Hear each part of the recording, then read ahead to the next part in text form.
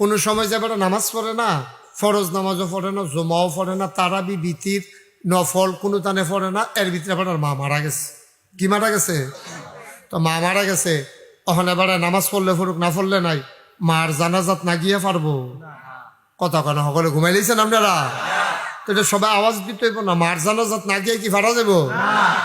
এতে যখন মার জানাজাত গেছে তে না গিয়ে স্বার্থ চাইছি, তার বউয়ের লেগেতে পারছে না, তে না গিয়ে মনে করছে যে ঘুমাই থেকে কয়াম যে ও ঘুমা আছে, দেখছে যে অন্য রাড়ি দিয়া জানাজা মানাজা দিয়া মারে খবর দিয়া লাউন জানি, কিন্তু তার বউয়ে ডাক দিয়া কইছে আপনি কি অন্য সময় নামাজ পড়লে পড়েন, না পড়লে নাই, আপনি মার জানাজা না, এটার ভিতরে আবার না যায় কেমনি? ইমাম সাহেব যদি জিজ্ঞাসা বিড়ির ফুটকো তো কি তা কর, আপনি যান।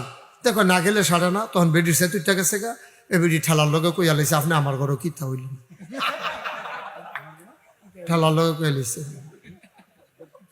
আপনি আমার ঘরও কি তা হইলেন না, মার জানাজা আপনি যাইতেন না, পরেতে গেছেন, হইলেতে গেল নই।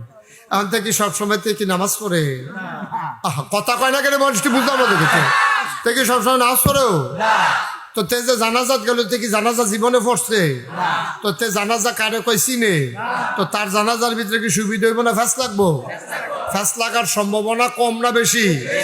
সাংঘাতিক ফ্যাস লাগানোর সম্ভাবনা। তে গিয়া সেরা এই জানাজাত করিয়া চাইতেছে, সকলে কি তা করে, তে এরকম এই জানাজার ভিতরে তে মনে করছে আল্লাহু আকবার কইলে পয়লারবার যে সকলে হাত তুলছে, তে দ্বিতীয়বার আর চাইতো মনে নাই, তে মনে করছে যতবার আল্লাহু আকবার কইবে এতবার তুলন, তে চাইরোবার হাত আলগি দিছে। জানাজার ভিতরে কি একবার নিয়ত বান্ধা সারলে আর আতালকি দেওয়া যাবো? পরের বার আল্লাহু আকবার কইলে প্রথমবার সানা পড়বো, দ্বিতীয়বার দোষ, তৃতীয়বার দোয়াটা ফুড়া, চতুর্থবার সালাম ফিরাইলে আর যে সিফা দিয়ে ধরবো, আর সারাসারি নাই। ঠিক নি কথাটা? এরকম নি কথাটা?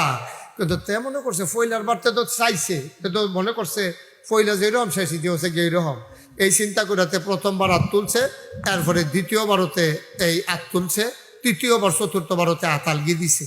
আতালগি দিয়া সেটা এখন যখন নামাজ শেষ হয়েছে, তার লগে দেখ মুরব্বী বেড়া, এবার আবার যেটা মুহে দিয়া এটা ঠাস করে কই আলা, এবার সরম টরম কম, এবার ঠাস করে কই আলা, তুমি কারা এটা, তোমরা বাড়ি গো, কই কি বাড়ি, আপনার মার জানা জানা এটা, তো তোমার মার জানাজার ভিতরে তুমি হাই আতালগি দিছি, তো তুমি নিয়ম ধরনের কিছু না, তুমি হাই আতালগি দিয়া বইয়া রইছ, এটা নিয়ম আছে না আতালগি দেওয়ার নাই, তে মনে মনে কয়ে লেগে তো আইতাম চাই না, আইলে যে ফেস লাগবে এটা বুঝিয়ে তো আইতাম চাই না।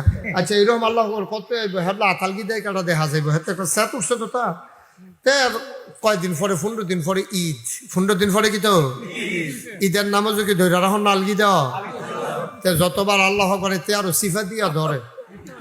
যখন ঈদের নামাজ শেষ হয়েছে লগের বেড়া কয় হ তুমি কি দেহা দুই হাত আলগি দিতে পারছো না, কাওয়াই কথা আর কি না, এর আগে মার জানাজা আতালগি দেয় যেই বিপদে পড়ছিলা, হ্যাবলাই নিয়ত করছি কেডা আতালগি দেয় দেখা যাইব, নাউজুবিল্লাহ কোন না কেন, তাহলে দেখছেন নি না জানলে কি অসুবিধা, দেখছেন নি না জানলে ঈদের নামাজে জানাজা একটা ফ্যাস লাগাইলা, ঠিক নিও। সুতরাং ইসলাম আগে জানতে হবে, দরকার আছে নিও। এর লাগে আল্লাহ কইছে হাল ইয়াস্তাবিল্লাযীনা ইয়ালামুনা ওয়াল্লাযীনা লা ইয়ালামুন, যারা জানে যারা জানে না দুই দল কি সমান পায় না, কখনোই দুই দল সমান হইতে পারে না।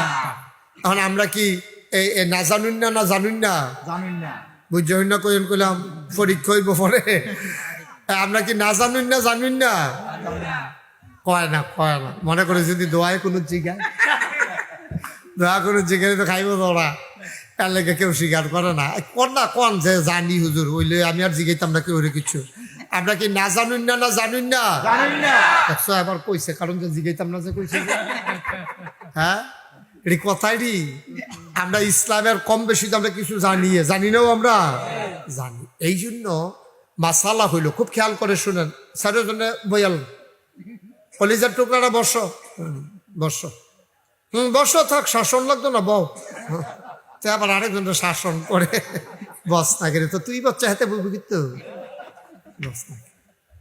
আমিন বলেন, জুড়ে বলেন।